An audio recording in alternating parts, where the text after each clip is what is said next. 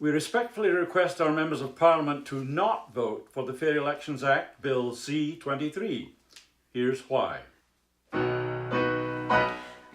C-23, the Fair Elections Act, which really isn't fair at all. A clever piece of legislation mixing some good reforms with some nasty clauses and omissions. Bill C-23, which favors one party and hinders everybody else. It has some useful reforms, but it hinders the searching of facts with which to prosecute. There's no added power to track down and punish election fraud. This is a reform bill, right? No legal tools, no laws with teeth to ensure investigators can access every document that's needed, every crucial record, and make those who know what's going on talk, so the guilty won't get away again with fraud, just like they did in the last election.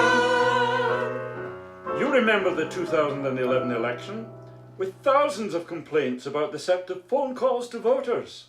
3 years after Elections Canada launched an investigation, we know a few things. We know the Conservative Party's database was the source for misleading calls, and that charges are laid against one Conservative Party worker. But many questions are still unanswered. Investigators were hampered because federal parties don't have to provide full documentation for their paperwork, and several Conservative Party workers refuse to answer questions. Elections Canada has repeatedly asked for the power to make witnesses testify and have political parties show all their records. But Bill C-23 does not include the legal tools Elections Canada needs to investigate fully and prosecute, leaving future elections wide open for fraud and deception and the offenders going unpunished. Bill C-23, with its nasty, clever little clauses, like the one about inheriting money from supporters. There used to be no limit, but now it's $1,500. After all, if these individuals weren't allowed to donate large amounts when alive, it shouldn't suddenly change upon their passing. Except, as far as we know, dead supporters don't influence or benefit from generous donations to political parties, which is why bequests to political parties are traditionally not restricted. But we do know that in 2012, supporters left the NDP $384,000 in their wills, and the Conservatives, nothing. For 2013, so far, it's $760,000 for the NDP and $2,000 for the Conservatives. So is it just a coincidence that this issue, which the Conservatives had no problems with 8 years ago, claws down the NDP's fundraising, but conveniently doesn't harm their own? Bill C-23 says it raises spending limits in elections by only 5%. Then adds a small exemption for all communications that ask a supporter to donate. Political parties have strict spending limits on their election campaigns. Keeping elections fair by not allowing rich parties to buy elections by throwing money around. In elections, the cost to supporters, encouraging them to vote, counts as an election expense. But now, by adding, "Hi, want to donate?" to the message, poof, it's not an election expense. Contacting supporters is what percent of a campaign's budget? 20 to 25%.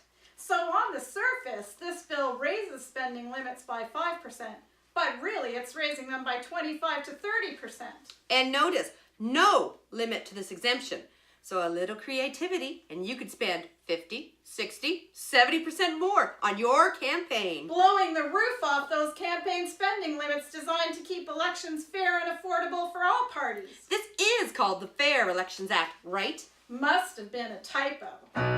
Bill C-23, with that interesting clause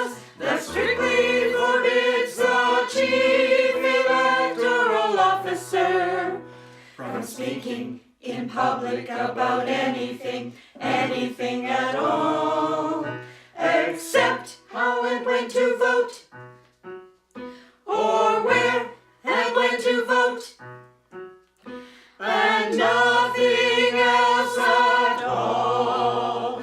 Why should the head of Elections Canada not talk about our democracy, be ordered not to discuss election issues we face, like helping seniors to vote, or encouraging youth, or helping those who cannot read?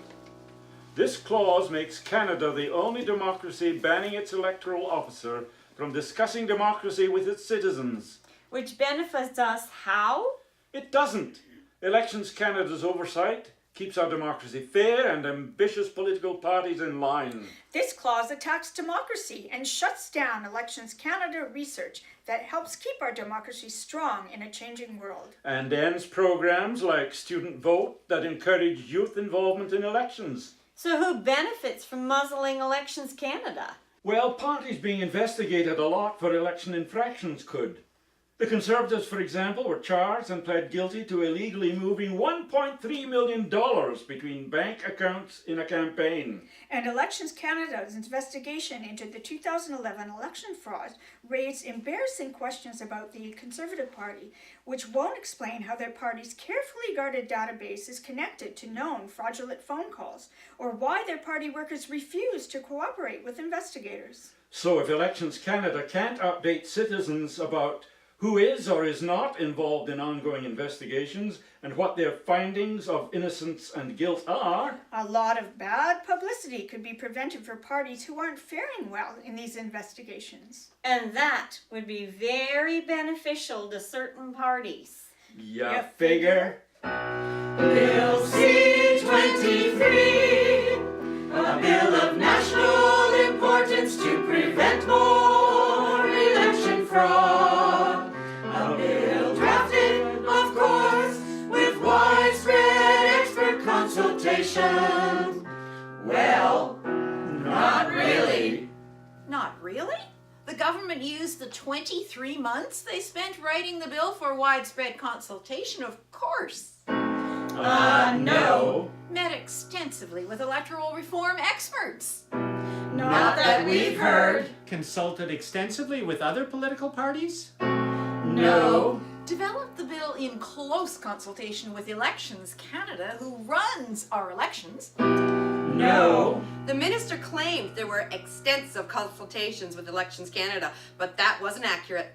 One short meeting with the chief electoral officer, reading his reports and not sharing any information is not extensive consultation. But the final draft was sent to Elections Canada for review and amendments? No. Then after the government tabled the bill in Parliament, it was sent across Canada for public input? No. So this bill was written by the Conservative Party and no one else? Bingo. The Conservative Party, with its unexplained suspicious connections to the 2011 election scandal? That's right. Not very good optics, is it? No. Bill C-23. It adds a new condition for election investigations. That all investigators must tell whoever they are looking at that they are under suspicion. Be careful, we're coming. Surprise, you're going to be investigated. And of course, no one in this situation would ever think of shredding or burning any evidence that might incriminate them, or even think about coercing or silencing a witness or anything nefarious like that. Oh no, we're law-abiding criminals. You can safely give us lots of warning we're under criminal investigation. So criminals are given a tool to help conceal evidence and influence witnesses, but investigators are not given the tools to track down criminals? This is an honest reform bill. How? Bill C-23. Dysprasia, Partisan, conniving, self-serving, a manipulating, nasty little bill. A year and a half late, and this is what they give us. And then they say they're cutting off debate. For shame, for shame, for shame. Bill C-23, the disgrace and the shame of our country. A fair elections act which is so unfair and self-serving that anyone who votes for this nasty, spiteful, sneaky, filthy bill should be removed from public office and banned from ever running in any election again. For betraying Canada, for betraying our elections, for betraying